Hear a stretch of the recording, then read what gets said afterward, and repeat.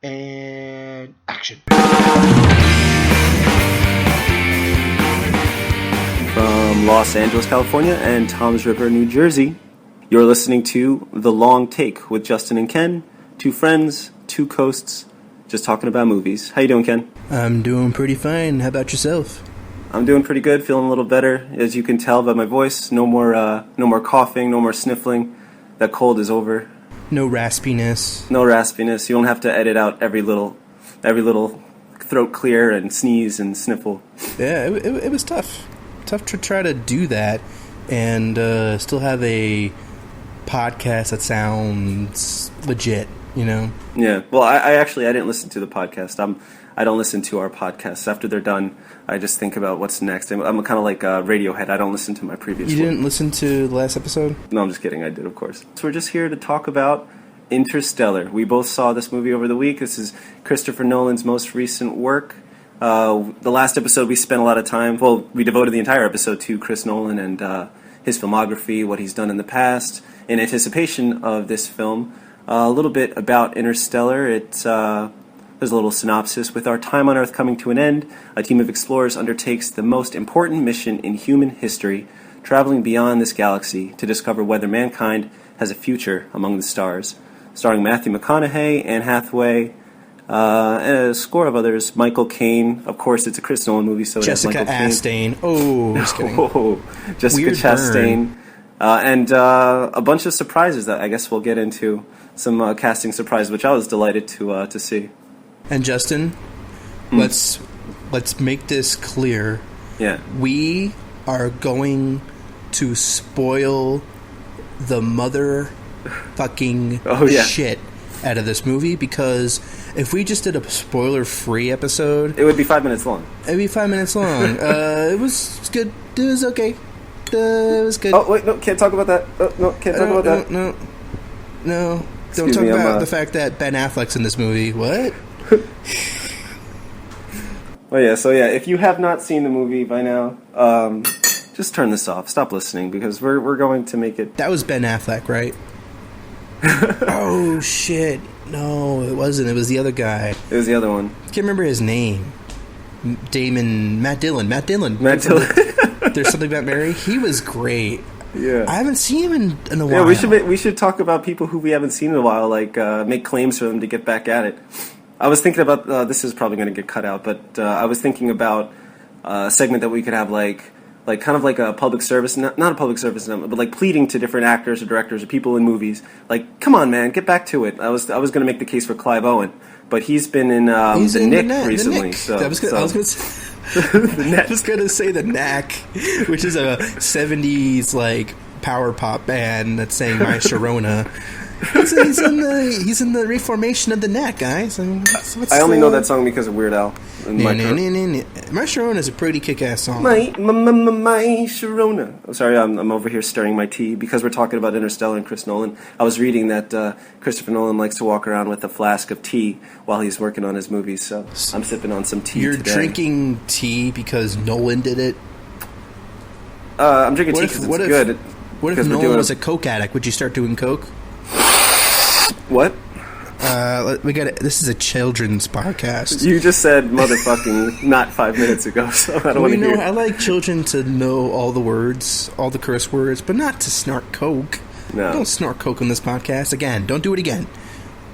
Justin, stop snorting coke. Oh my god. All right, I'm ready to record a podcast. Let's go. I think he has a problem. No, I do not advocate drug use. Let's just make that clear. I'm not a role model either, so. All right, let's get to it. Interstellar review, and here we go. I'll ask you, what did you think? Interstellar has moments that literally shocked me, like just left my mouth agape. It was like, you can't see what I'm doing, listeners, but my mouth was like this. Like that. Like this. Mm-hmm. Hey, you saw how it was? I saw it. Yeah. And particularly, once again, major spoilers. Moments such as when the team is on that planet full of water Yeah, and the first planet that they go to. That tall wave, just the sheer magnitude of that wave, just how like that. I mean, there's been great scenes like that in the past in other movies, but just it kind of came out of nowhere in the most thrilling way. That right there makes the case for me. Like, I shouldn't watch trailers for movies that I'm excited about, because I did see the teaser or the trailer for this movie, and I knew about the wave part, so I knew that was coming. I didn't know. That would have been a nice surprise. I only watched like the first 2 trailers, and that was enough for me. I didn't need to see any more. But you see, it's Matthew McConaughey goes, "Those are mountains, those are waves." Oh my God, that's a pretty good impression. I like that. You think so? This is my Anne Hathaway. Love is transcends space and time. Yeah, I don't know. I can't do Anne Hathaway, but there's many beautiful moments in this movie, particularly in the second act, in like the middle, when we're out in space. As soon as they blast off into the sky, and you see that what's that called? That they're the worm, Endurance. Saturn? Endurance. Oh, the space station, the mothership. Yeah. From the space station to Saturn, through the wormhole, to the other galaxy that they're at, to the planets they land on, the Iceland-looking planet that Matt Damon, spoiler alert, is on. Yeah. Now, oh my God, your place is smoky. Is there a fire in your? Is it smoke? It looks no, that's smoky the sun. here. That's just the sun coming through the window. Okay. But yeah, it's very beautiful planets. The planet where Matt Damon's character, which was quite the obvious name. That was really choice. clever, don't you think? And that was. I mean, that stuff like that. I was in awe. You know, it was inspiring stuff. It was what you go to the movies for. It was nearly transcendent. Yeah, that was definitely for me the undeniable aspect of this movie, was how gorgeous it was, visually incredible. And like there were moments that made my mouth just fall open, had me sitting on the edge of my seat just with my head in my hands, like, how am I looking at this right now? And I didn't see it in IMAX, I saw it in standard, but I can only imagine how the grand scope of everything, seeing it on a big IMAX 70mm. I saw it in 35mm. I didn't see it in IMAX either, but I can't. I also can't imagine what it would look like in IMAX. Well, I could if I just saw it in IMAX, but unfortunately, the movie is sandwiched between. Well, the great stuff is in the middle, but the 2 loaves of bread are where it doesn't quite work for me. Now, in the beginning, when Cooper and he's with his daughter Murph, I mean, all that stuff is okay for me. Everything. He discovers NASA, but there's this whole supernatural element to Interstellar that I felt like was an overreach. I'm not saying it's bad. At least in the beginning, it felt like an overreach. You're like, okay, where is this really going? Right. And like, okay, all the stuff in the room. Especially when the dust gets in the room and like the sunlight's coming in there, and like you get the coordinates from. It felt like an element you'd see from a Spielberg movie, but without like the sense of like wonder about it. It felt odd. It didn't really fit at that point. Yeah. And then but like all that was fine. Especially once we finally get out into space, like I was willing to accept everything that came before, because like, all right, he's leading us to something that could be great. I would say, up until when we get to the black hole, like I was completely on board with this movie up until we get to the black hole. Okay, that's like the cutoff point for a lot of viewers.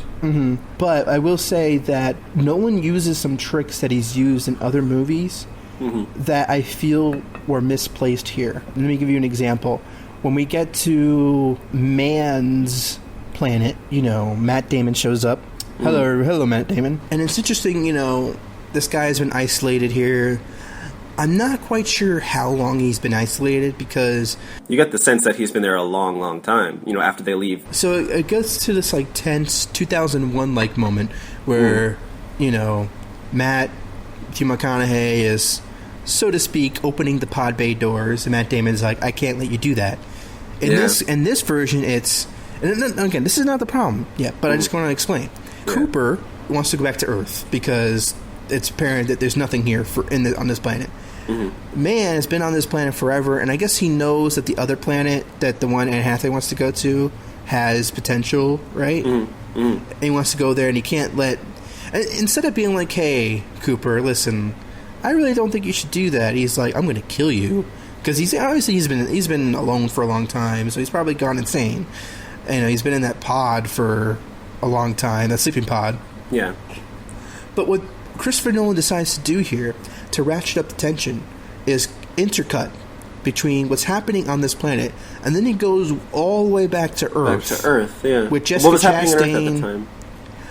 She was about to set, I believe, the cornfield on fire. Oh, Isn't that okay, correct? so, yeah, right. They had like these two dramatic moments going on at the same time, the fight between Cooper and Man. That wasn't, yeah. And then there was, what Anne Hathaway was doing, what the other scientist, the one who was trying to figure out the black hole thing, was doing. And Romilly, yeah. Romilly. So there was, like, all these things. And instead of... And this is something that Nolan employed in Inception, in The Dark Knight, yeah. and even in The Prestige, which I watched recently, so I know, which is ratcheting up the tension by covering multiple storylines simultaneously. Right. And in Interstellar, instead of it really ratcheting up the tension, it's kind of taking away from the tension that's happening on man's planet with what's going on Earth. It just... What's going on Earth just really doesn't matter at this point.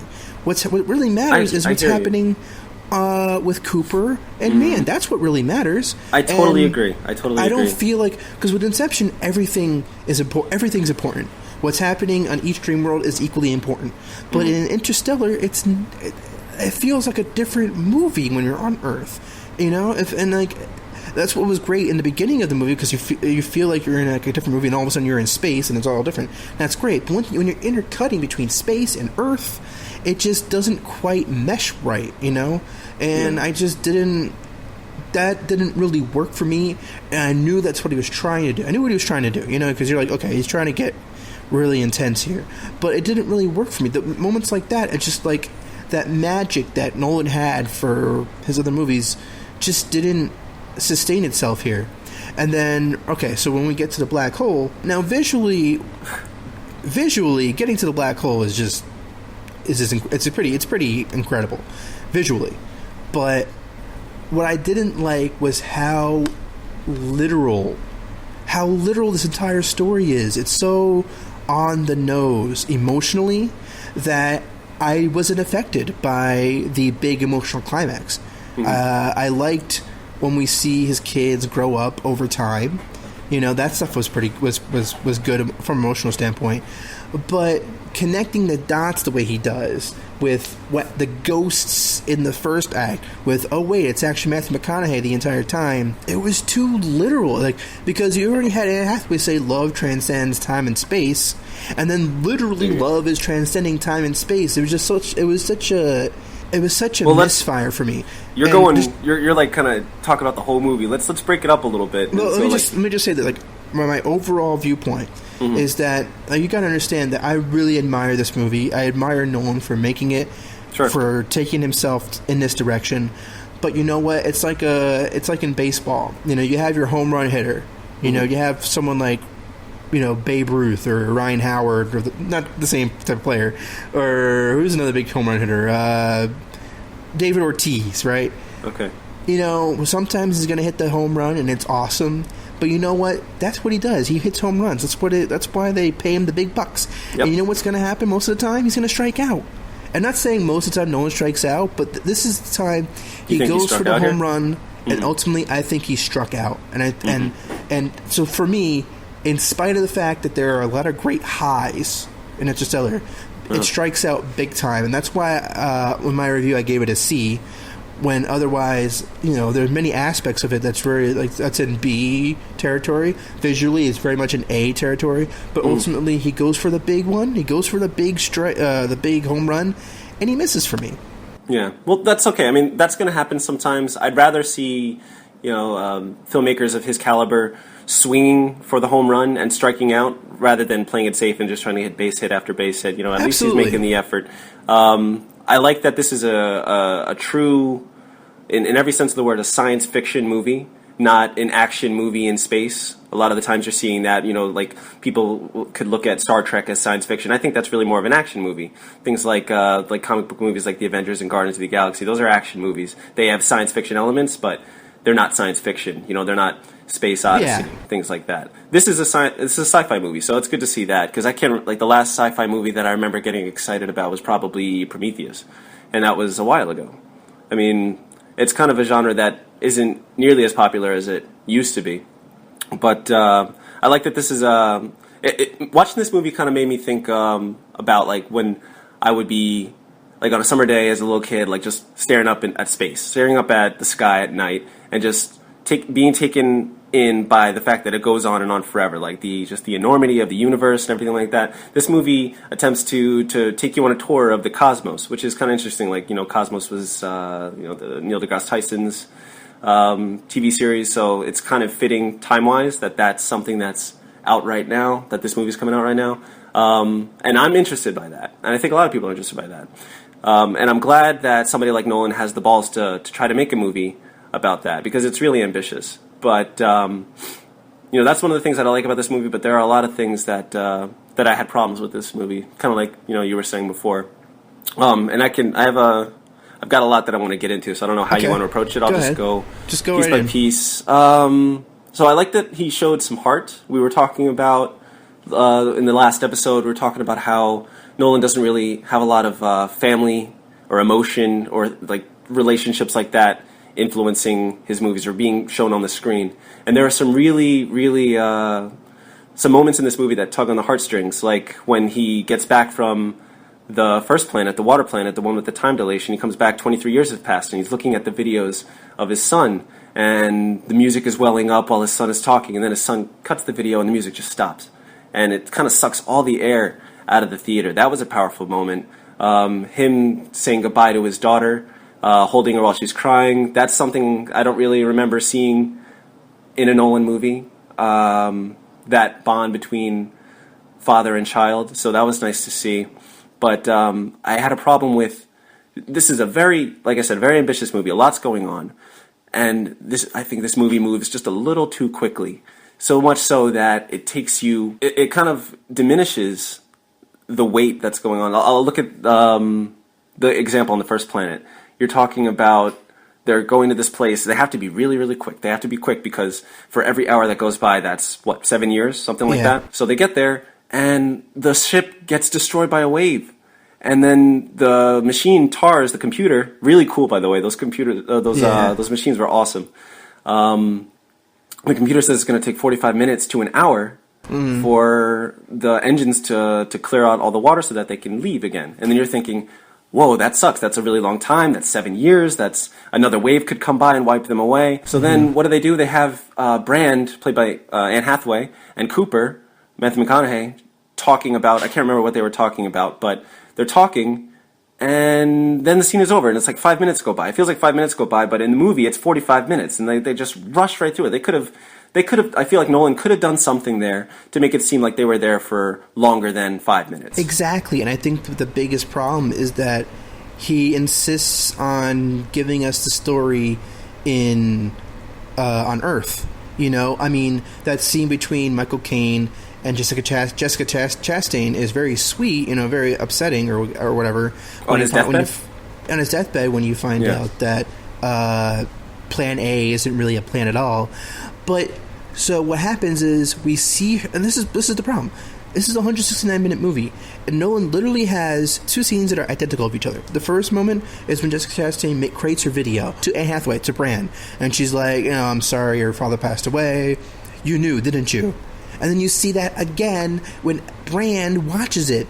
And it would have been so much more effective if you took out the first scene away. Yeah, and let that be a surprise. It would make it a surprise. And that's the thing. Like, instead, you get the same thing like 3 or 4 times in a row. You get Michael Caine telling Jessica Chastain. Brand telling Murph. I want to use the characters. Then you get Murph telling Brand, the daughter. Then you get Brand watching Murph.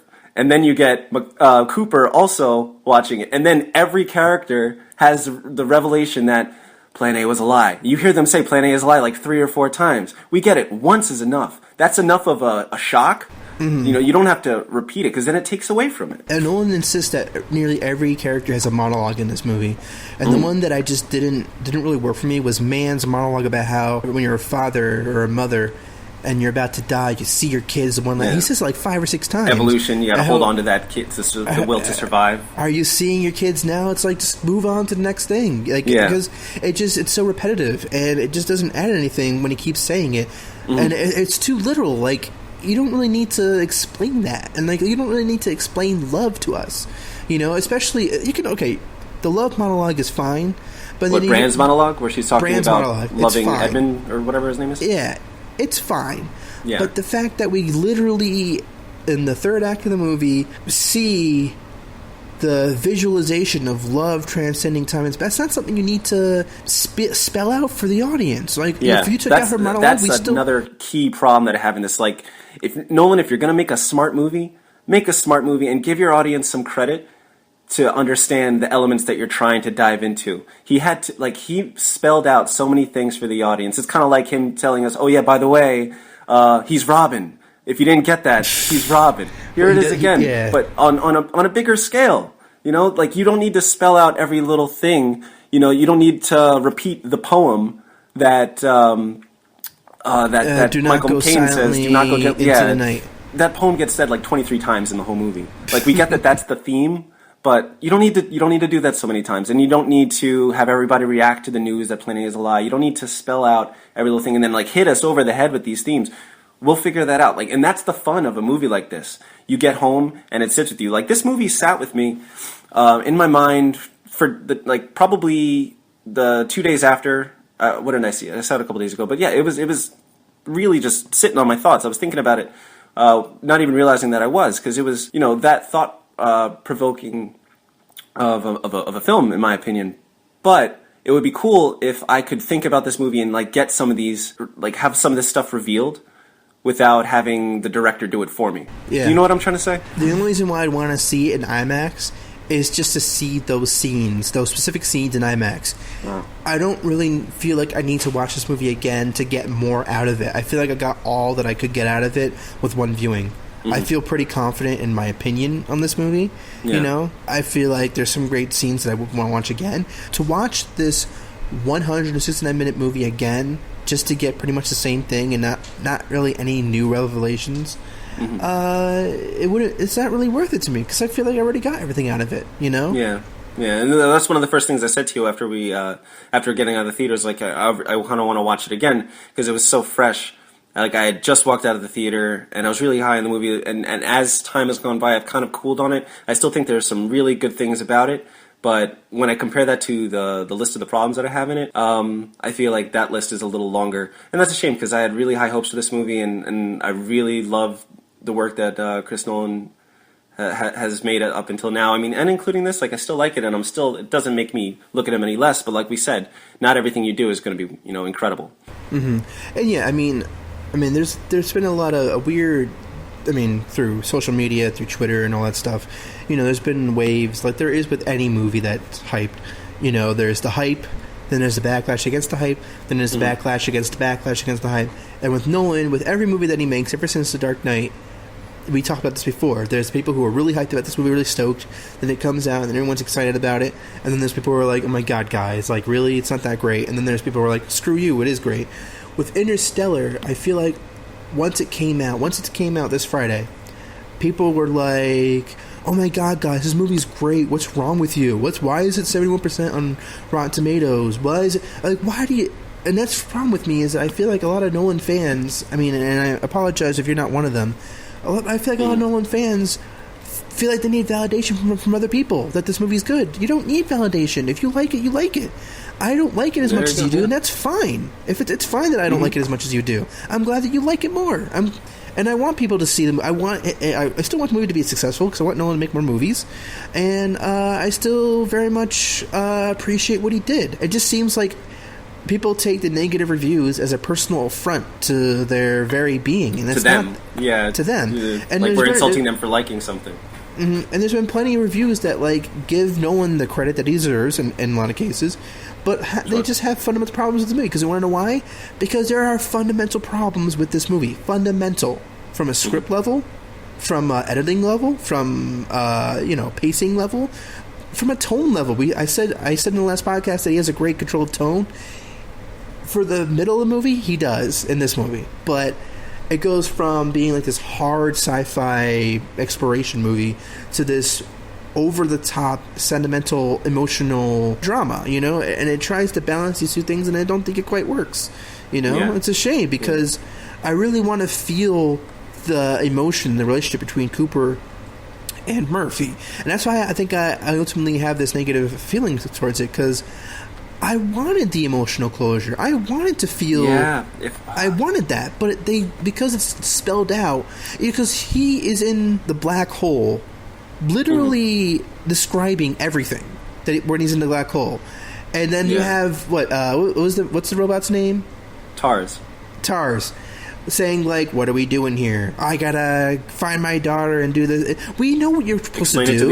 Explain it to the audience. Yeah. And then there's the weird moment where like, and I understand this moment, but it's still kind of funny, where he sees himself entering his room, and then he walks out, and he's like, "Don't walk out, don't leave." It's like, but if you don't leave, you're not there to help fix the problem. Like, you still need to go to space. And obviously, from an emotional standpoint, he wants to stay because he wants to stay with his daughter. Yeah, he's not thinking about that right now. Yeah. But at the same time, it's like, come on. I mean, there's a pretty obvious reason why you do leave. The only reason why you're able to see this right now is because you left. Because you left. What if he does stay? That's another thing, though. Is like, what if he does stay? Then do you no longer exist? Would he just poof? Yeah, he would just disappear. Like, what happened? Is there? And that's another thing. Is like the whole, because time travel is a tricky thing. And this has nothing to do with like the quality of the movie at all. But it's just weird that there are some things that just seem like they don't work when you deal with time travel. And it's like, okay, so in the beginning of the movie, Cooper is still on the other side of the thing. Are there two Coopers at that point when he's in the black hole again? Mm-hmm. How many Coopers are in there? Is there? It would have been awesome, hilarious if like he goes into the black hole and there's like 20 Coopers. For like, there's been 20 times when he just completely fucked up the whole thing. I was wondering, when you get into that tesseract in the black hole where it's like the bookshelf from the other side and he's looking at all the different Murphys. I was wondering if like Nolan was going into like a multiverse kind of thing where, like, you know how people say there's a universe where you don't get a haircut, or there's a universe where this happens or that happens. Like, there's every possible outcome because there's all these different Murphs walking around. But then, you know, like upon further inspection, I realized that it's just time in a physical sense, 5 dimensions shown in for a 3-dimensional being. So he's able to go through physically, go to different times. So it's like everything that's happening to Murph, but just in different physical areas. Right.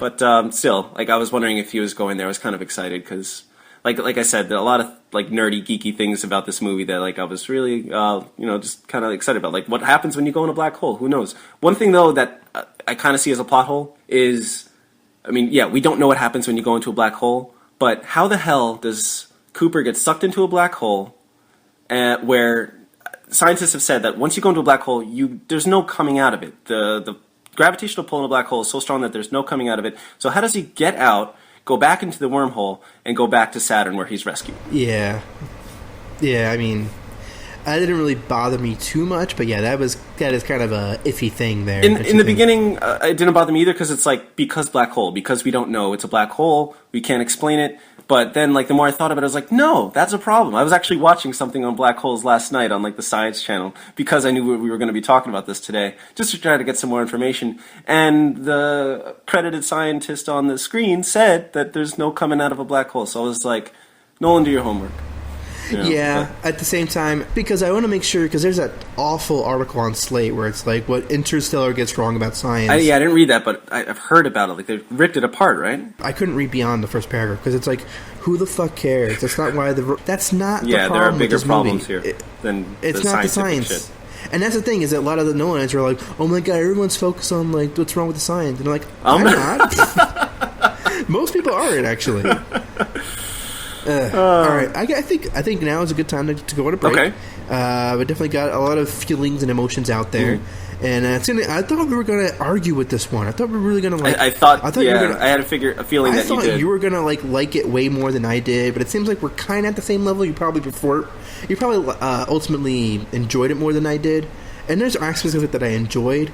But it seems like we're more or less on the same level, and I'm sorry to disappoint you podcast listeners, but there won't be a brawl. I was You're not going to get an argument today. Maybe someday, but not today. Fuck you, Justyn, and your stupid movie. You could take Interstellar and shove it up your ass. If you take that out of context, it sounds good, but it's not happening here. All right, but yeah, let's take a break and we'll talk more about Interstellar. Okay, we'll be back soon. You're listening to The Long Take. Hey there, ladies and gents. Justyn and I sincerely hope that you're enjoying this episode. And if you'd like to hear more from our podcast, be sure to subscribe to our channel, The Long Take Movie Podcast. That's The Long Take Movie Podcast. Subscribe now! Hello, everybody, and welcome back to The Long Take Interstellar Edition. Yeah, we're getting all up inside Interstellar, kind of like it's like this big black hole that we're getting inside, but instead of what Cooper had, which was this wonderful, not quite multiverse, but we're really just talking about this movie. You know, it's not really anything special like a black hole, but Justyn has more thoughts about aspects of this movie that he had a problem with. Maybe we should talk more about things we also liked about the movie, because we don't want to be haters, you know. We're not haters, you know. We're not hating the player. We're hating the game, and so yeah, just go ahead and. I don't want it to seem like I didn't enjoy the movie. I definitely did, but there were just some things that were kind of nagging at me. And one thing that really bothers me about this movie is that, what's the point of it? What are they trying to do? They're trying to save the planet Earth, and you really don't get any sense whatsoever of the state that Earth is in, other than a couple shots of a farm where he grows up. I counted 2 shots of the town that they live in, one when he's going to Murphy's school, and then the second where Jessica Chastain and Topher Grace are driving, and then they turn around and go back to the farm. Those are the only situations where you actually see a town, and you see people that are dealing with the problems of, what is it called, the blight, or the whatever is causing all the crops to not grow. The only thing that really shows you how shitty things are is like them characters talking about how shitty things are, having only corn on the dinner table, and the part where the New York Yankees come to town and it gets ruined by a dust storm. You know, you don't really get any scenes of any dilapidated cities, or, you know, what's going on with government. They're talking about, like, a couple times they mentioned things like paying taxes and NASA being, you know, consisting of only 6 people. Like, yeah, we get that things are bad, but you don't, at least I didn't get really any sense of, you know, they're spending this whole movie trying to make Plan A work, trying to save humanity, but really, I kind of feel like Cooper's only trying to save his kids, and that's it. Like, there's no more weight to it than that, or at least the movie doesn't show you that there's a whole people that they're trying to save. It kind of makes me think, like, just make Plan B work. Who cares?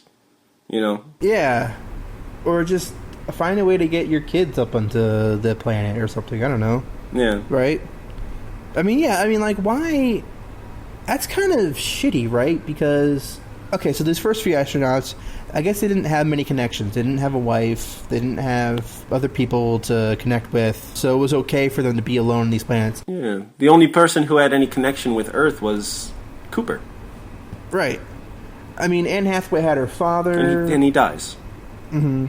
But apparently, Anne Hathaway was in love with the one dude that was in charge of the other planet, too. And he dies, too. and he dies. But what's kind of shitty is that why can't... I mean, this is going to sound like a stupid question. If you know that Plan B or Plan A isn't going to work, why would you just let Cooper's kids die? Like, why not just... Because if he has his kids with him, then he's going to be 100% for Plan B. He's going to be 100% for Plan B. Yeah. Obviously, I don't really know. how you would be able to work that out. But this is a science fiction movie. You can work out. Just bring the kids on the ship, let them go on the mission. Yeah, put a little playpen. Have like some books and some TV. I don't even know what they watch at that point, but you can have a box set, Blu-rays. Give me some Blu-rays. The Batman trilogy. I'll do fine. Yeah, the Batman trilogy. Any of that stuff would be great. I mean, I don't know. I mean, that's a kind of a dumb question. But what I'm saying is, what I'm saying is that you're right, though. Is that like you don't really get a sense that Cooper cares about anything more than his kids and going back and seeing his kids. Mm-hmm. And you don't really get a sense of the world that everyone wants to save. You're right. I mean, you're really just getting cornfields. It's like this like whole middle America type pandering almost. Because I feel like it's like just all lonely guy in the Midwest in the cornfields, and he's really wants to be an astronaut, but he's a farmer, and he's gonna be up in space, and because he's a good old boy from fucking Iowa or something wherever, like that. I thought that was kind of interesting, like the counteracting of it's the future, but also it looks like the past because they're on a farm. Yeah, that was cool. Yeah, that was cool. And like the Dust Bowl or the dust storms kind of reminded me of like a Great Depression vibe, like going back to when that was a serious problem. But I wish that the stakes were a little bit higher. Like we have to make Plan A work. And it's kind of silly because saving humanity isn't big enough. No, it is, but translate that to your movie. Give us some sense of like it's more than just your family. Because, like you said, if that's the case, then he could have just brought those 2 extra people on the ship, and they're kids, so it's not like they're going to eat that much. I don't know, but they could have done that. The other thing that I thought could have been improved. Where when Man tries to kill Cooper, you get there, you rescue Man, and immediately he starts crying, and that kind of hints to you that something's a little off with this guy. But then at the same time, he didn't know he was going to be rescued, and he's just really grateful, and it's an emotional toll. But then the more you learn about him, he's telling you that this planet is a habitable planet. It could work for Plan A. Cooper realizes that Plan A is a lie, and he wants to leave, right? So then he and Man go for a walk for some reason. Why are they going for a walk? I don't even remember. To explore the planet further? Was that it? I don't know. But there was like that big giant hole in that planet that he was trying to push Cooper down. Yeah. Which was what was with that hole? Like, was it like a bottomless pit? Well, I mean, I think they do fall down there, but then they just wind up in a different area. But it did look like it was just a hole. Like, It'd be funny if they fell down that hole and there was like a paradise. There was people there already. Like, oh shit, dude! All you had to do was fall down this hole, and you would have found this whole other world. Everybody's sexy and naked and eating and having a grand time. That's like the porno stellar. Like they go to a planet where it's all sex. All the time. Interstellar. Everyone's having sex. No disease. Yeah. No AIDS. Not even crabs. No crabs. You don't even have to have babies unless you push a button on your penis, and then no baby making. You could just remove their detachable testicles. Detachable testicles. Yeah, that's better. But yeah, so while when you find out, whoa, Man is taking his transmitter and throwing it down, pushing Cooper down. There's a big fight, and then. It cuts back to Romilly in the little base or whatever, and he's working on the computer or the machine, trying to fix one of those machines. And I thought that it would be cool, like it might add some extra weight to it if while they were fighting, maybe Romilly discovered something about Man. He's alone in his building, in his shelter. If he saw like video diaries or something like that, showing that this guy kind of lost it, because that way. When Romilly blows up, when he dies, you'd be like, oh no, because he knew some information too. Instead, he just dies, and it's like, oh well, Romilly's dead, who cares? Kind of like when Doyle gets swept away by a wave, and you're like, oh well, I guess he's dead too. Like, I actually was glad he was dead, because Wes Bentley was just an asshole in that movie. I mean, wonderfully so, but it's just like, oh, fuck Wes Bentley. Yeah. Like, he just has because, you like Cooper in the movie, so when Wes Bentley's like, what, Cooper? What the fuck are you talking about? You're like, dude, just die. And you're like, oh, thank God he's dead. I wish he would just get washed away by a giant tidal wave. Oh, yes, here it comes. But it's like, even the act of him dying, like, you see him outside of the ship, and the wave comes, And then they talk about it for a second. Like Cooper's like, "Oh yeah, well tell that to Doyle." And then I'm like, "Are they going to talk about the guy that just died? Or are they going to like, he's dead, he's gone?" And then as they fly away, you see his body in the water, and that's it. And he's dead. And it's like the movie keeps going, and it doesn't matter. Like he's there on that mission for a reason. He's got to be important for something. Him dying is a big deal, but the viewer doesn't get that. That's a problem to me. Doesn't it kind of suck that they had so little fuel that they couldn't really explore that first world? Because all they knew, I mean, obviously it's right next to a black hole, but all they knew about it was that there was giant waves. That's it. That's all that's in that planet is just giant. They landed in one spot and they're like, let's just be right here. Let's just stay right here. There's no guarantee. First of all, it's weird, right? Because is there really a guarantee that the previous scientist was even in that? How big are these planets? Well, they're attracted to like the beacon. They know where the scientists are because they send out they just got to find out where the thumbs up is coming from. So, but when they get there, I thought that was kind of cool. Like on this world, because it's so close to the black hole, that scientist had just recently died. I thought that was kind of interesting. Like all the time dilation stuff, I thought that was really cool. But and I thought it was really handled well. The scene where they go back and Romley's aged 23 years, and he's just like, all of a sudden he's just like a chill old dude. He's like, that was hilarious. I didn't know you right? guys were coming back. Did you saw the black hole? No. Dude, what the fuck are you doing here? You had 23 years. What's going on? You had 23. You had nothing else to do but solve one equation. You couldn't fucking do it. Yeah. McConaughey fucking helps solve it. Yeah. All he has to do is go in the fucking black hole. You couldn't do that? It's right there. I'm looking, like, I hope that gets spoofed sometime. Like, did you solve the problem that the one thing that you were supposed to do when we were gone for 23 years? No, I didn't do it. I didn't get to it. Why not? Doing? Like, I was, I was watching TV and I was jerking it. I got hungry. If you're alone for 23 years, I mean, you're gonna do some crazy shit. That spaceship should have just been one giant vat of, oh god, that's gross. But sperm. After 23 years of just fapping, jerking it. That's the thing. I mean, like the things that Tars had seen, or was it Case? I don't know. One of those robots that was with him. I don't know. Yeah, what was he doing with Tars? That's what I want to know. Yeah. Tars, could you make a hole for me? That's. I was thinking about it while watching. Like that dude was in there for 23 years alone. Kind of mind blowing. Like you would think he should be completely insane by the time that they get back. But honestly, he's just kind of like, hey. He doesn't seem that happy to see them. He just seems surprised, like, oh, you're back. You're back. I didn't think you guys come back. I was kind of enjoying myself. Why was he even wearing clothes? He should have just been naked. Oh shit! God, fuck. If you were by yourself, if you were alone for 23 years, I think after 2 years, I would just stop wearing clothes. I don't even know if it would take that long.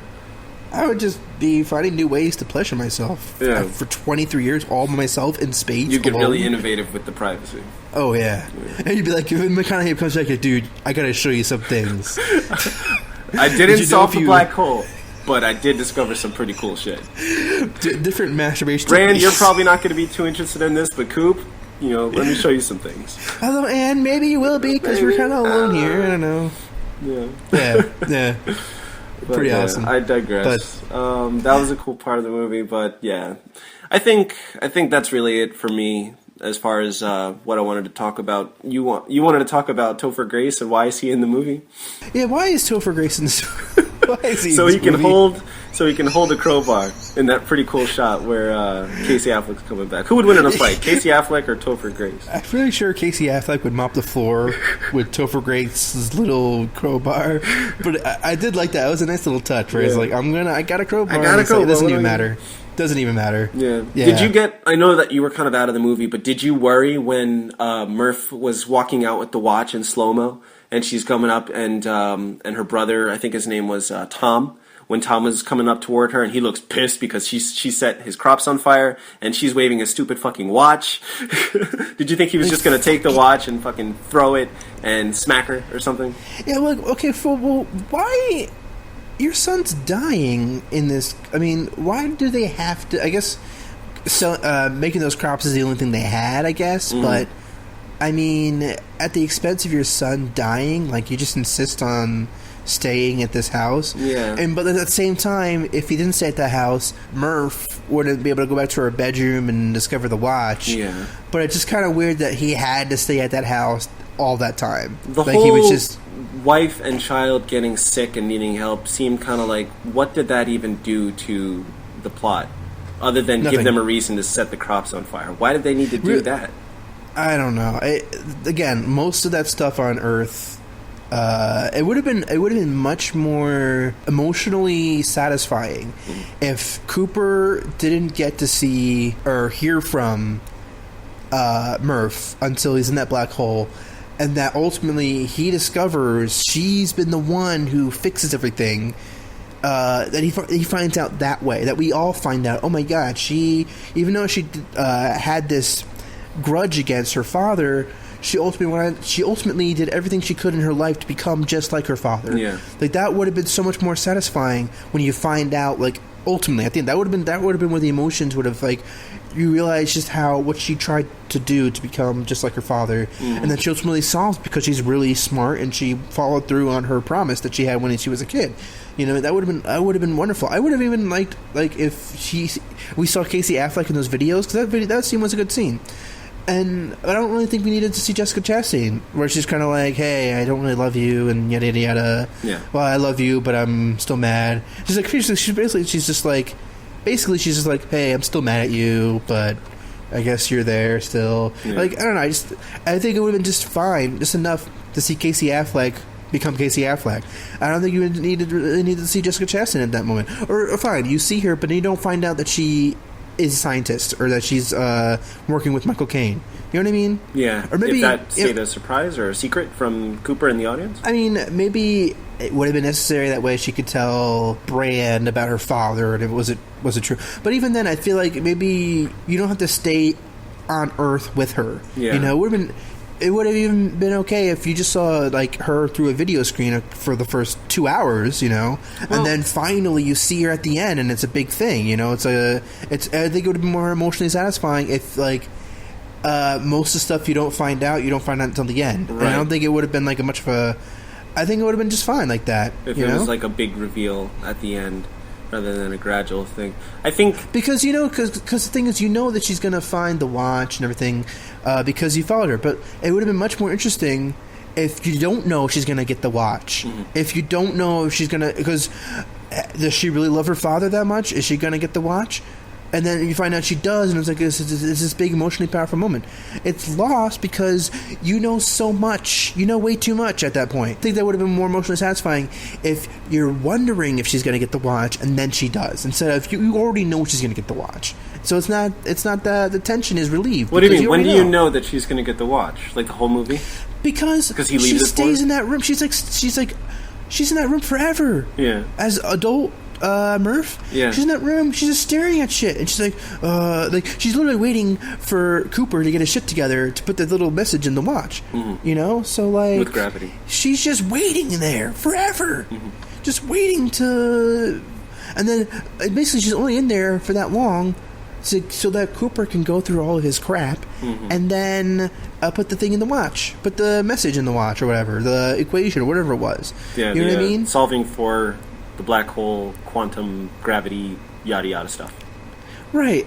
I just think that instead of watching her stay in that room for tapping God her knows, chin, staring at the bookshelf. Yeah, trying to figure like it out. if he goes through like all these past Murphs, but what if he like finds the present Murph or present at the time or whatever? That moment. And then she does grab the watch. Because that's like, practical. Oh my God, because she's he's in the black hole, like all past, like all time. He should be able to access, right?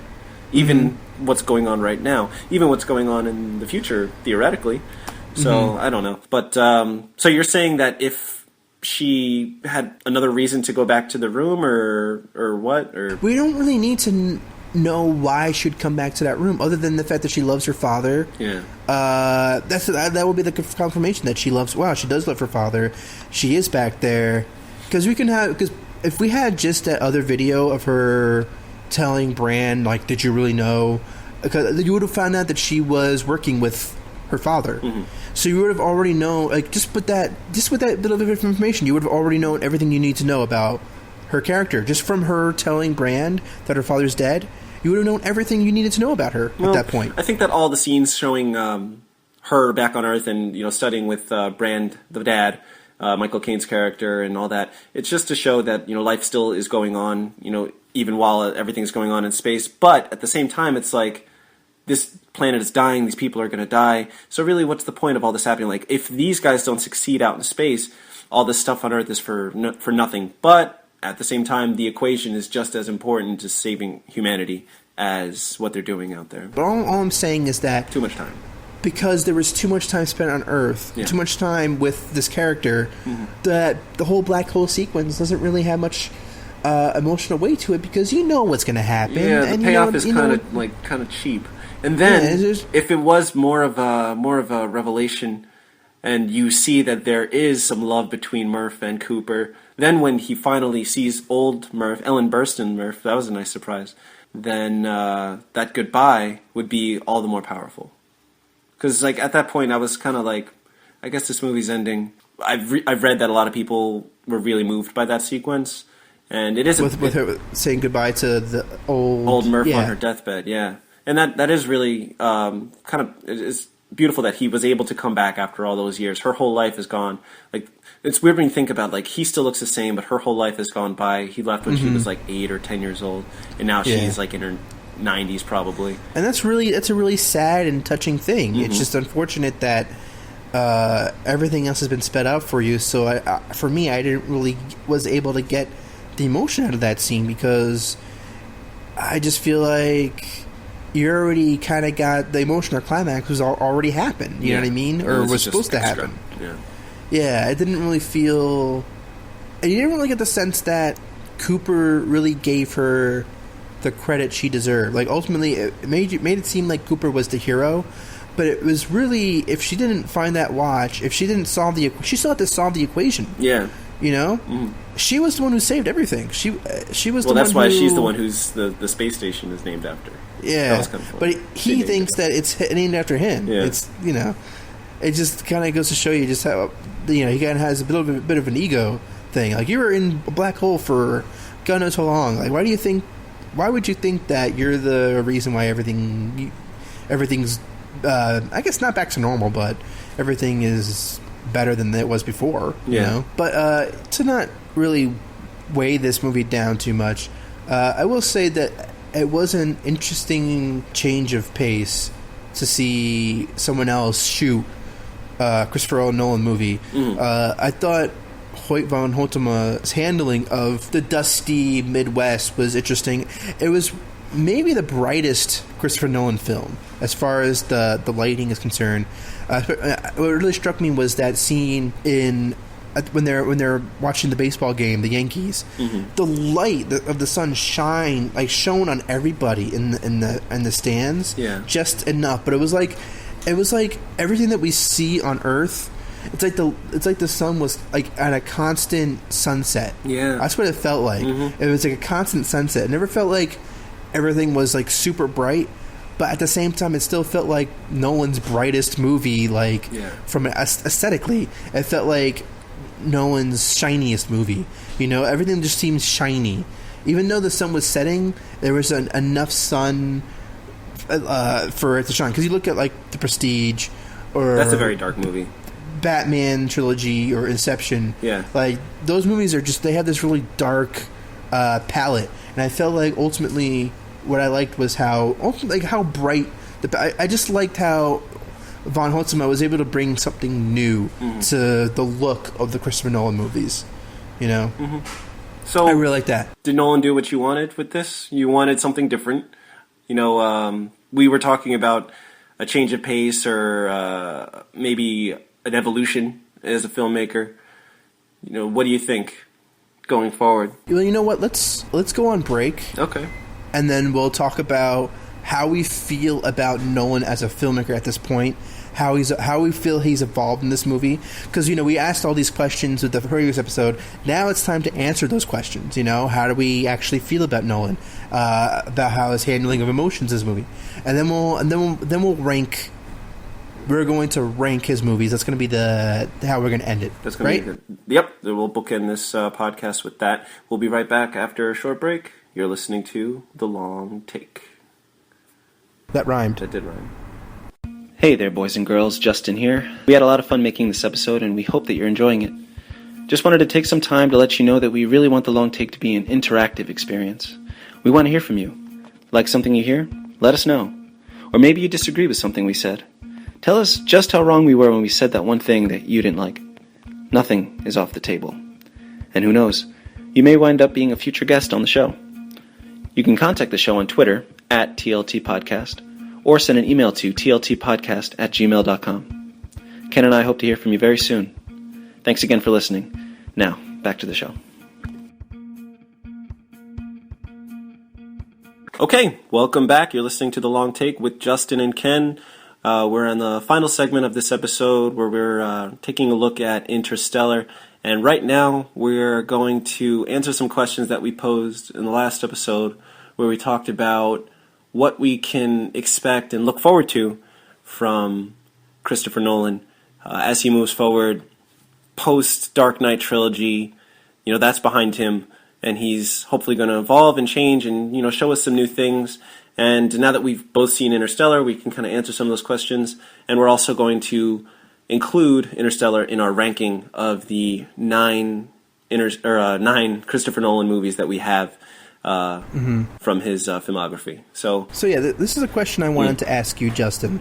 All right, because, you know, with the last episode, I was really trying to understand the Nolan criticisms that are out there. I still very much respect and enjoy Nolan's movies as a whole. Absolutely. And I think, and there's a lot of aspects of Interstellar that I enjoyed. So I still consider myself, of course, a fan of Christopher Nolan's work. Agreed. But at the same time, I think it's important to know, even if it's your favorite filmmaker or one of your favorite filmmakers, it's important to know why people don't like them. Not just like, oh, because they're haters, because there's legitimate reasons why people don't like Nolan's movies, and that's fine. And the question I asked in the last episode was, what weaknesses does Christopher Nolan have that could possibly plague him in his career going forward? And what we talked about in the last episode was emotions, right? And another thing that we didn't talk about, which I would want to talk about, is his need to be literal. Yeah. But let's talk about emotions first, okay?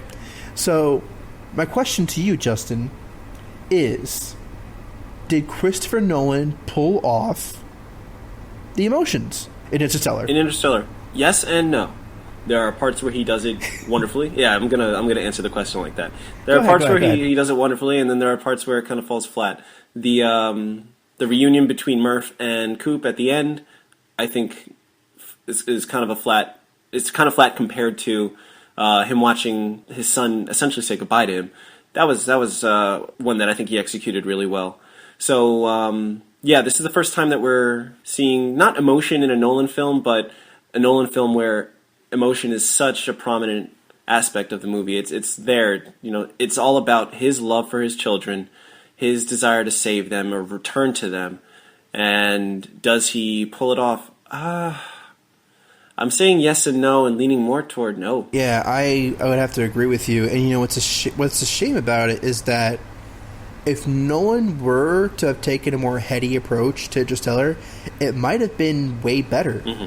And I say this, in my review of Interstellar, I say this: there's no need to try to fit a square block into a round hole.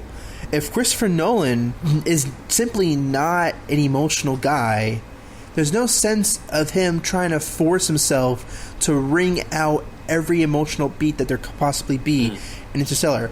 Not to say that he can't have any emotional moments in Interstellar, but he does try to get every single emotional beat, like a towel, just trying to drip out every single possible emotional beat that's in that movie out into Interstellar.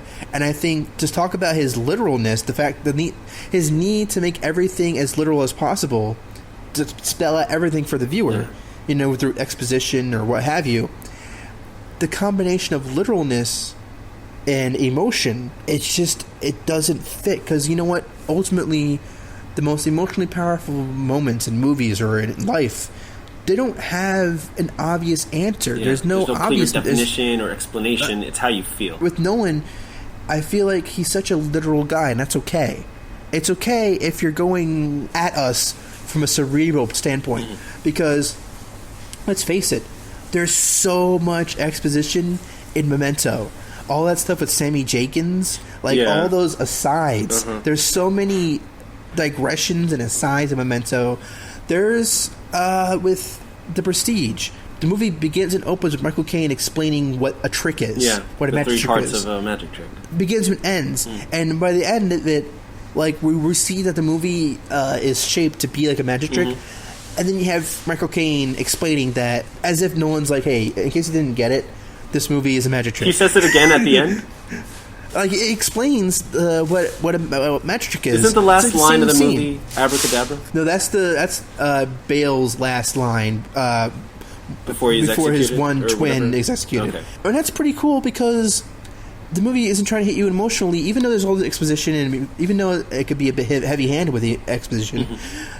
Ultimately, the movie's just trying to be clever.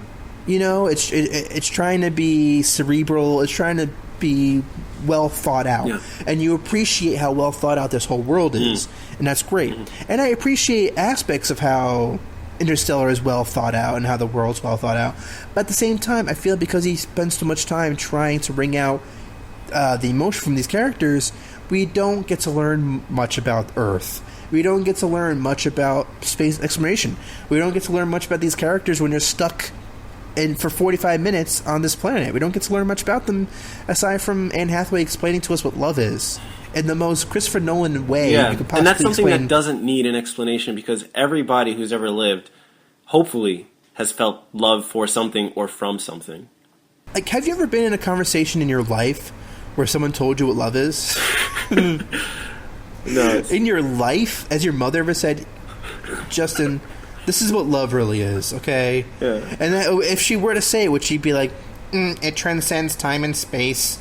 Actually, the equation for love is X equals time plus space divided by black hole. Yeah, she might as well have done that in that part where she's trying to justify going to one planet instead of the other because of love. It's like Tars explaining what love is. That's what Tars would probably explain it better. With 95% humor. Yeah, I thought that was pretty cool though. The different levels of humor and honesty and stuff. I felt like that was almost like Nolan trying to tell us he gets that people don't think his movies aren't funny. Yeah.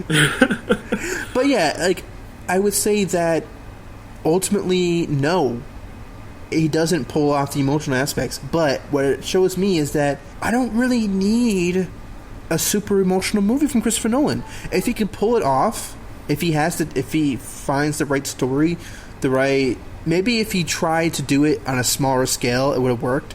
But because he has this big epic that he's doing, it would have been better if he would have stuck to his guns on a lot of things. If he would have stuck to what he knows, which is headiness, which is being cerebral with his approach, which is having exposition, but having it be stuff that's interesting. That's stuff that we already know about. It's almost you're pandering to us. Yeah, teach us something. That's the point. Is you're trying to teach us something, but don't teach us something that we already get. And that makes me think that Nolan thinks that everybody, he's just the smartest guy in the room, and he has to explain it to everybody. And he very well may be, but he needs to understand that his audience, give the audience a little more credit, because that's the fun of watching a movie more than once, is figuring things out. And he didn't do that here. I mean, why is Inception so fun to watch? Is Leonardo DiCaprio explaining that the top doesn't fall down at the end? No. The top, we don't know if the top falls down or not, and that's exciting. And we'll never know. And people have these theories about Inception, and that's great. People don't have any theories about it. I'm going to be surprised to find any actual theories. It's not going to create a life on its own. Yeah. And, there's a lot of great things what the internet did with Inception. There's that one clip on YouTube where you see the different times, with the one dream being in normal time, the second dream being a little bit faster, third dream being a little bit faster, and the fourth dream in the snow is super fast, and the world that the beyond the fifth dream, whatever. Yeah, that's really fascinating stuff. I don't feel like we're gonna be looking at Interstellar in that kind of way, because it is a little not that it's too simple. I like that it's simple in a lot of ways. I like that it's a simple story in a lot of ways. But yeah, a little less ambitious than his last stuff or last efforts. This is Nolan really trying to show an emotional side, and yet parts of his personality just don't allow him to really open up emotionally. I think that's interesting that he can't really open himself up like that, but it just doesn't make for a good 2 hour and 50-minute movie. You know what I mean? Yeah. Because it makes me more interested in Nolan as a filmmaker, because it shows a side to him that we don't really see. Him trying to be an emotional person, him trying to tell a more personal story about fathers and daughters and sons. That's one of the things that inspired this story. My friend was telling me that I think there was an article about Interstellar and the making of it, and his separation from his children working on previous films is what kind of inspired him to make this movie about being separated from your kids. And yeah, that's a really interesting starting point for the movie. It's just a shame that he doesn't really know how to express that in a way that's emotionally satisfying. So I mean, it's interesting, but yeah, I would say that he doesn't know how to explore his emotions and make it cinematically satisfying. But I do think that makes him interesting, the fact that he can't do that. So then the question is, moving forward. Yeah, do you want him to keep trying, or do you want him to abandon that and go back to what he's good at? What does he do next? That's an interesting thing. Like, what does he do at this point? He had that Howard Hughes project that he was going to do before Aviator came along.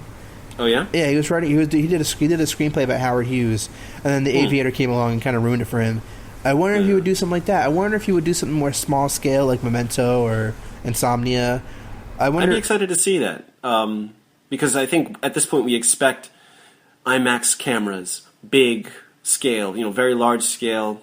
And Memento, my favorite movie of his, is a very, very small movie that plays with your mind. And I didn't really get what I expected from an Interstellar. It's not what I expected at all. I thought it would be more of a mind bender of a movie, something having to do with a little bit colder. Mm-hmm. So I liked that he tried to go in a different direction with playing with emotion and love and trying to add some heart to his film, some color and some warmth to what you could call really cold clinical movies.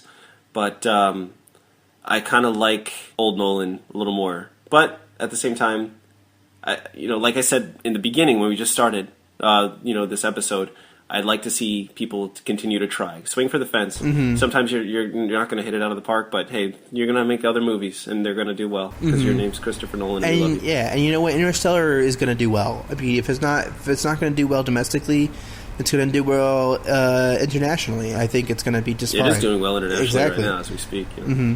So, yeah. So where would you rank Interstellar? When you rank all of Nolan's movies, where do you rank Interstellar? We've got 9 movies, and with math, I'm going to put those into 3 different tiers. Could you give us a chalkboard situation a la Cooper when he does it's like a football player. He's like, all right, here's these worlds. We got to go through this. Yeah, doesn't he flip the board over and he's like, oh, there's a chalkboard underneath it. Very convenient. There happens to be a whiteboard right there. Yeah. Whoever designed that ship, kudos. Yeah. All right, so we've got 9 films. I've got the top tier. My favorite movies: Memento, Dark Knight, and Inception. Those 3 are up there still. I don't have the luxury of having seen Prestige since the first time I saw it like you do, so that kind of changed the way that you're ranking things. So for me, by default, my list is kind of the same, just with Interstellar thrown in there. So where would you throw it? Memento, Dark Knight, Inception. Dark Knight Rises, Batman Begins. Dark Knight Rises, Batman Begins, Prestige, Interstellar, following Insomnia. Wow. Which kind of is mind-blowing because that's pretty low on the list. But again, every movie on this list is one that I enjoy. It's just which ones do I like more than the others. You know what's interesting is that my problems with The Dark Knight Rises is very similar to my problems with Interstellar, except for the whole emotional aspect. Because when Dark Knight Rises gets going, it's an exciting film. Once it gets going, it does. But it has all that Batman, is he going to suit up again? Is he not going to suit up again? That whole, like, waiting for that moment to happen. But when that happens, it's pretty damn satisfying. And then the whole middle, when Bane just goes... And Bane is when Bane just goes insane, and the whole... That rhymes. When Bane goes insane with his brain, it's Bane, off the chain. Yes, that's my name. You ever seen that video? But, when he blows up that football field, all that stuff is pretty awesome. But then once we get to the third act, that's when things start to fall apart, and that's why Dark Knight Rises isn't the best movie of the trilogy. So that's why it's a little bit lower when we rank Nolan's films, is because the third act is just kind of when Marie Cotillard stabs Batman and she's explaining, again, more exposition. It's like... Man, now you're saying this, like, I think I like Batman Begins more than The Dark Knight Rises. Really? Do you want to open up the rankings back for discussion? No. I mean, it's like one is right above the other. It doesn't really matter. But Batman Begins is a nice reimagining, and that's the first chapter, like our introduction to Nolan's take on this universe. So I said in the last episode that I felt like Batman Begins was a good setup to Dark Knight. Bless you. Yeah, right. It's a great intro to what we get with the Dark Knight. But I think that it's almost... I think we almost shit on it too much, because Batman Begins it doesn't really have a climax that is, like, big, like Dark Knight or Dark Knight Rises. But it's still pretty... You got the L Train thing with Ra's al Ghul and... Meh. And the whole thing on the island where everybody's going crazy and Batman That's pretty comes cool, in, but is Scarecrow, like... That's the unfortunate thing is, like, Scarecrow seems pretty badass in the first movie, but then you have the Joker, and then you have Bane, and all of a sudden Scarecrow's not the bad guy, it's Ra's al Ghul. That's true. Scarecrow's just the sidekick. Things start small for Batman because he's not Batman yet. He's, just a guy in a suit. He's not Batman until you get to the end of that movie and all through the Dark Knight. Okay, so and everything after. If I were to rank Nolan's films, I have the top three similar. Memento is still number one for me. You? The Dark Knight is still number 2. Okay. Inception is still number 3. Number 4 would be The Prestige. The Prestige. The Prestige is... I mean, it's $2.99 on YouTube. You buy it, and then it's all... I mean, you already have it on DVD. You should just watch it already. It's scratched, but whatever. Yeah, it's just a great... It's better than Dark Knight Rises. Yes, it is. Because it's more solid. It doesn't have... because it's not as ambitious as Dark Knight Rises, it has less to wrap up at the end. And the whole magic trick thing is pretty damn cool. The way that unfolds. That's the thing. The Prestige was interesting though. Understanding how I feel about Nolan and his weaknesses. It is interesting to see how The Prestige is pretty fucking literal with its explaining of the magic trick. Not even just that, but because the whole twist with The Prestige is that Bale's character's right-hand man is Bale with beard and glasses. That's Christian Bale also. But when you watch it again, it's pretty fucking obvious it's also Bale. It's pretty obvious. It's like, because I watched Prestige like maybe in 2008, right? Like maybe right after Dark Knight, I was like, I gotta watch Prestige, and I watched it. That's weird. That's like around the same time that I watched it for the first time. Oh my god, is that right? It's so weird. Oh my god. And when did it come out? 2006? Right after Batman Begins. After Batman Begins. I think he wanted to make The Prestige, and then all of a sudden he got this Batman trilogy on his lap, and then he was able to really make The Prestige when he made Batman Begins. What would his career look like if he didn't get Batman? I don't know. Would he have been able to make The Prestige? I don't know. No. But... Okay, so, I do like The Prestige, but it does have some problems, but it keeps it at number 4. That's why it's number 4 and not 1 or 2. Yeah. But it is pretty damn good. And there's this one scene where Hugh Jackman's character is visiting Tesla, played by David Bowie, which is... I remember that. Yeah. He goes to this town in Colorado or something. Mm-hmm. Yeah. And I think David Bowie's assistant, Tesla's assistant, is played by Andy Serkis, the dude who does... That's right. He's the one who greets him at the... he's Gollum, he's King Kong, and he's going to be in the new Star Wars, The Force Awakens. But there's a scene... Okay, so there's a scene where Hugh Jackman's character, the Great Danton, there's like all these light bulbs lit up in Tesla's like front yard or whatever, and like... it just looks so cool. It is a really cool cool shot. I'm thinking of it as you're mentioning it. Yeah. Yeah, when he's walking through. Yeah, the camera's just creeping along. It's a pretty good shot. And you know what? The Prestige is like Nolan very much like playing with timelines because it kind of goes all over the place. It goes from, aren't there a lot of flashbacks? It goes back and forth a lot, which is pretty cool. It begins. I'm sorry to throw you off, but I know it begins with like a court proceeding, and all that's happening at the very, very end of the story, right, or something like that. Yeah, basically, in the beginning. Well, that's a common thing, you know. This is where we are now, and this is how we got here, kind of thing. Mm-hmm. But it's still pretty cool because it's interesting because Interstellar is very straightforward. Yeah. It's probably, I mean, the Batman movies are generally straightforward, but all of his other movies, like Inception and The Prestige and Memento, play with time. You've got some where you're scratching like, where are we? And following plays with time very much. It goes all over the place, and so it's interesting that Interstellar kind of. Insomnia is pretty straightforward, no? We kind of just cast Insomnia off, like, well, we don't even need to talk about that. Insomnia is a okay film. Yeah. You know, it's a remake of a Norwegian movie. Doesn't it have that one sequence? It's got Robin Williams, Al Pacino, and Hilary Swank, and it's got that one sequence with the logs in the water where they're kind of running on these old guys are chasing each other on these logs.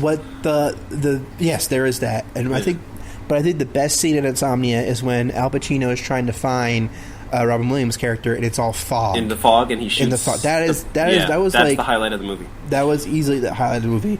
Yeah, there is some great stuff in Insomnia. There's some stuff there. Oh, yeah. It's just not as strong as is in the movie. So here's what I would say. Okay, so 4 is The Prestige. Yeah. 5 is Dark Knight Rises. 6 is Batman No. Really? I don't know. You're going to put Interstellar over Batman Begins? I think Interstellar, it's tough because I do admire the and I feel like, here's the thing, I feel like everything in space, generally speaking, is pretty much better than Batman Begins. Even though I say we just... everything in space. All the space stuff. I just feel like Batman Begins... That's not to say Batman Begins is a bad movie. Yeah. It's just to say that I can't play... Even though Interstellar, I personally didn't like it that much, and I probably like Batman Begins a little bit more, the ambition of Interstellar and the scope of it and the second hour of it, or hour and a half of it, is so great that I feel like Batman Begins doesn't really hold a candle to the great moments of Interstellar. Okay. You know? So I would say, I'd say Interstellar is number 6, Batman's number 7, Insomnia is 8, and following is 9. And you know what? Because Batman Begins, again, it ultimately is just the setup for Dark Knight. Maybe I'm underrating it too much, but you know what? I've watched it 3 or 4 times, and I'm just not excited when I'm watching it. And I just feel like it's kind of insulting to say that Batman Begins is better than Interstellar, because not that I'm saying that you insulted him. No, I'm not going to do that, but I do have to say, though, that Batman Begins, with Nolan taking on Batman, he had a very intimidating task to make these movies good again, because Batman Forever and Batman and Robin are laughably bad. Campy and just like Batman suits with nipples and just over the top and not cool at all. And he's like, I've got to take this story, start it from scratch, make it cool. And I think, yes, it does lead up to The Dark Knight, but I think that the movie stands on its own because it's the origin story, and it's the first time that we really see Bruce Wayne becoming Batman, whereas in Tim Burton's Batman, he's just Batman, and there's like the one that goes back and shows you his parents getting murdered, but that's really it. You know, the first shot is you see Batman walk out. It's all about how this guy, and it's just a guy, how and why. It's just a guy. How and why he decides to put on a suit. And you wouldn't have The Dark Knight if it weren't for Batman Begins. Of course. Of course. But I think that was also a vital movie in the grand scheme of things for Nolan. Looking at his career, if he didn't have Batman Begins, you don't know where his career is going to go. Does he? I mean, he doesn't make Dark Knight. He doesn't make Inception. It proves that he's able to do big scale stuff. Yeah, I mean, I don't feel like he I feel like he would have landed on his feet somewhere without Batman Begins. You know what I mean? He may not have been able to make Inception when he was 40, but he might have been able to make it at some point down the road. And like we said, like in the previous episode, it's had a great effect in that he's able to make these big budget movies, but at the same time, now it feels like, can he only make big budget movies now? Can he not go back? Yeah. Can he not go back to Memento? Looking into the future of Nolan, you know, looking in the black hole of the future, which doesn't work at all. But where does he go? Like, it's just, what does he do next? I want him to go small scale, but keep using the IMAX cameras. You know, I wanted a small movie, but with like in a room, maybe a period piece. But shoot with that would be interesting. I would like to see like him tackle like the Victorian era. You know, a costume, like not like costume drama, but like it would be cool to see like something really classy and costumey. Like, you know, everyone's wearing, like, I don't know, for some reason Keira Knightley has to be in it 'cause it's costume drama. Colin Firth has to be in it because he's like, well, I am Colin Firth, so naturally I play either kings or I'm dressed up in a fancy suit or something, you know, or any English. Like Michael Caine could be in it. Michael Caine, of course. Like that's interesting. Is there a movie that Nolan could make that Michael Caine could not be in it? Like, it always seems like he has to fit Michael Caine in his movies somewhere.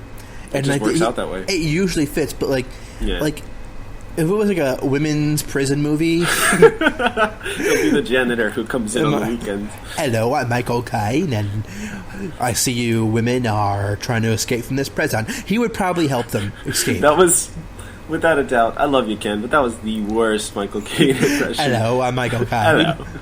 Mine. Can you do Can you do Matthew McConaughey? You want me to? You want me to do it right now? All right. Yeah. Are you in a Lincoln right now? Hey man, I'm just driving along. I didn't choose this car, it chose me. Alright, I'm doing commercials for some reason. No, what was I?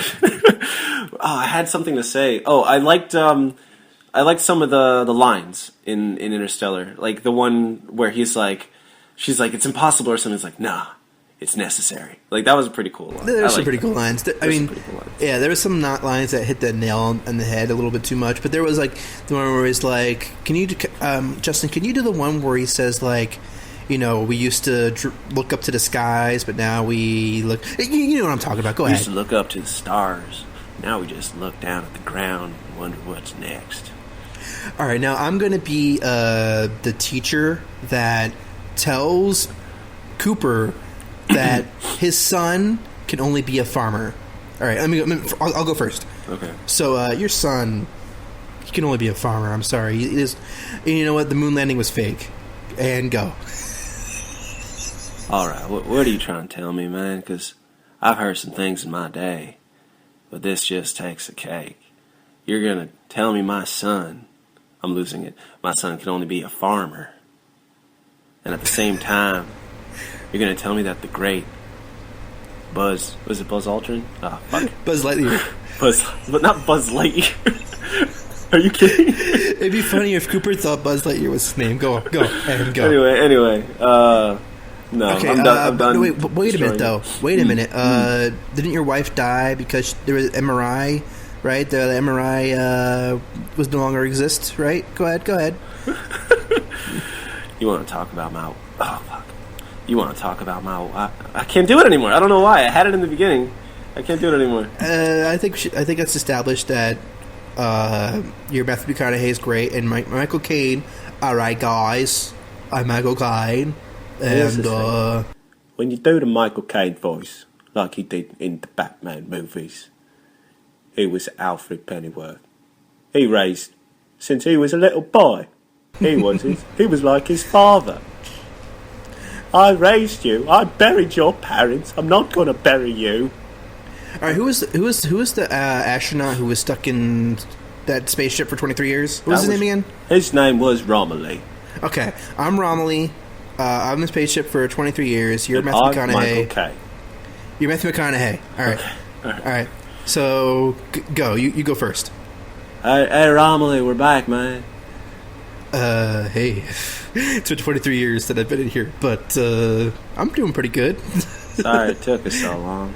Right, Ann? As you can see, I have hair on my palms, and they're very strong now. I have really strong palms. Your hands look different than last time we left. I know it's been a long time, but that's not normal. That's kind of peculiar. Cooper, I want to show you some new moves, new techniques that I have. All right. You've been busy, eh, man? Okay, I ain't mad at that. That's Livin. Living. You said okay like you do Denzel Washington, okay. Okay. Anyway. Okay, now I'm Romilly and you're Denzel Washington and you're the astronaut. Okay. Hey, I've been in here for 23 years. I didn't solve the equation for the black hole. Do you mean to tell me? Shit. Fuck. Okay. So you're trying to tell me? I can't do it. I don't know. Why I gotta not? be in the mood. Okay. All right. Okay. So we've been gone. We've been gone for 23 years. 23 years. When we come back here, and you still didn't solve the black hole anomaly. I've been masturbating this entire time. You've been jerking off your penis for 23 years. 23 years. I'm upset now. I might go upside your head. I can't even get it up anymore because of how often I was jerking it for 23 years. I'm not mad at that. Hey, I'm not mad. You deserve that. You were supposed to solve the equation. Okay. All right. Well, Justin, on that note, I think we really got into Interstellar. I think we really I mean, we trailed off the end. We trailed off a little bit, to say the least. I think the seriousness of Interstellar necessitated some comic relief at the end. Sure. And you know what? I'm being very Christopher Nolan about this and explaining why comedy. That's what we need. We need a comedy film comedy? from Nolan where he explains why comedy works. Comedy. So you're laughing right now because comedy is 50% tragedy and 50% time. Do you understand? And you're laughing because this is remotely sad. That's what's going to happen. He'll make a comedy film, but in the beginning, Michael Caine will have a monologue about why comedy is why comedy works. Comedy is 50% tragedy and 50% time. I think that's good. Okay. I think this, Nolan, if you're listening to this, make a comedy, but have Michael Caine explain why comedy is funny for the first 15 minutes in the movie. And I think that's going to be a smash hit. Starring Louis C.K. With Louis C.K., Jonah Hill, Seth Rogen, Michael Caine, of course. Channing Tatum, of course. Channing Tatum, Morgan Freeman, Denzel Washington, if you could make it, in the movie.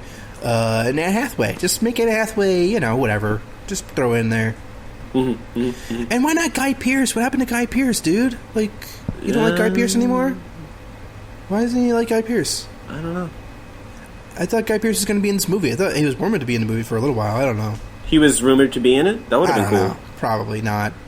But maybe he was Edmonds. Maybe he was, and he just... Yeah, it seems to get cut. All right, well, I think we pretty much covered everything we needed to cover from... And more. We did a lot more than that. If you're still listening, how about a round of applause for you? I don't even know if I'm going to make the screening I was going to get into. I was going to see a screening at the AFI Film Festival, and it's 2:20. What did you see yesterday? Oh, you mean a couple days ago when I was at the AFI Fest? Yeah. Oh, you saw the Marion Cotillard movie, right? Yeah, the Marion Cotillard film called 2 Days, 1 Night, which I don't know what... We have to talk like that. We have to talk with our eyes closed and our fingers in the air when we talk about I don't know if the artistic foreign movies, the French. The Long Take will have a very interesting future. I'm glad we finally are done with Nolan and Interstellar because we needed to get through it, and I was excited to talk about it. Me but too. Now I feel like I have closure. Kind of like Cooper had closure with Murphy. I feel like I really had closure with this movie. I'm not mad at it anymore, Yeah. I'm just kind of disappointed with it.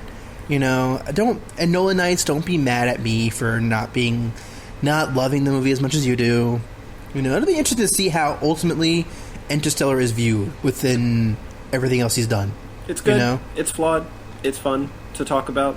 Let's just talk about it for another hour. The sound was phew. Let's talk about Tars for the next hour. Tars the robot. It's interesting how he kind of spun like that. Like, couldn't he save both those guys? Wes Bentley. I keep forgetting Wes Bentley was in that movie, by the way. Yeah, I feel like the spinning was an homage to Ferris wheels, because that was a major inspiration for Christopher Nolan. It was revisiting his childhood as a carny with his parents. He grew up in the circus, and that's why The Prestige was made. That's why he did The Prestige, right? Yeah, that's why he likes the tricks. He's very tricky. Nolan's a very tricky filmmaker, isn't he? Yeah, sure. All right, guys. Well, I think we have nailed. I think this is, out of the hundreds of podcasts there will be about Interstellar, this one is the only one you should listen to. Don't listen to any other podcasts, because you know what? They're not going to cover Interstellar the way we did. Nobody's going to talk about it for 2 hours like us. No one's going to do a Matthew McConaughey impression as good as Justyn did. All right. You know, at least in a podcast. You know. And maybe, I don't know, maybe Matthew McConaughey will appear again later in another episode. You know? Never know when good old Matthew McConaughey is. Oh, shit, he's here. Matthew McConaughey is here. Hey! Somebody say my name? You're not mad at us for not liking the movie, right? Nah, that's all right, man. I'm good. Everything is fine. How much weed have you smoked today, Mr. McConaughey? Nate Dogg said it best. A. Smoke weed every day. Oh, you listen to Nate Dogg, Matthew McConaughey? Rest in peace. I'll pour out a little liquor for my brother Nate Dogg. Play bongos with my dong. It's all right with me. Nate Dogg played bongos with your dog? That would be a sight to see. There's a whole side of Nate Dogg that I just did not know about.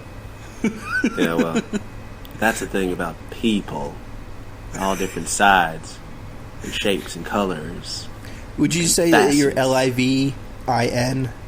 Just living Livin? I'm like my daddy up in heaven with a pot of gumbo, and he's dancing around, and he's Livin in the afterlife. You know what I mean, brother? I think I do.